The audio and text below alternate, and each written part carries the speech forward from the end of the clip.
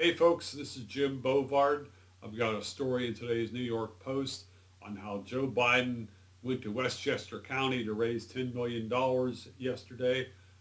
Much of the county was shut down. In the town of Irvington, schools were closed 7 hours before Biden arrived. Roads were closed. There was a lot of disruption there. And it brought back memories because back in 2003, I went to Irvington to give a speech and it was shut down then too. I was riding on the Metro North line coming up the Hudson River Valley out of Grand Central Station on August 14th, 2003. Somewhere past Yonkers, the train suddenly came to a dead stop and everything went silent. Some of the passengers thought that there had been a terrorist attack. I shrugged. I said, nah, it's probably a government screw up. I was right. After it became clear the power would not be resuming, police allowed passengers to finally exit the train.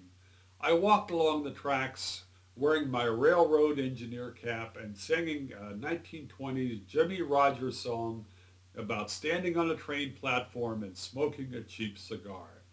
My then wife had been hounding me to get a preppy little suitcase with wheels to use for this kind of overnight trip. Luckily, I had my overnight bag slung over my shoulder instead, since dragging wheeled luggage along thousands of railroad ties would have ended badly. After a couple miles, I reached a train station that was almost deserted due to the power outage.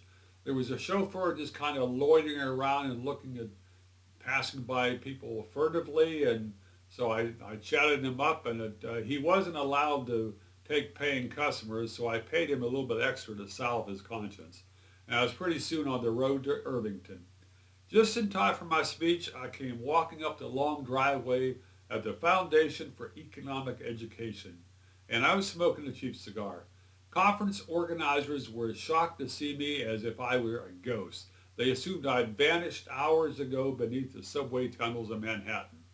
But there was no act of God provision in the verbal contract for that speech, so I damn well better show up to get paid. I hustled to give the speech to a big student audience on the lawn there at the foundation before darkness descended. And that was what spurred the biggest mystery of the day.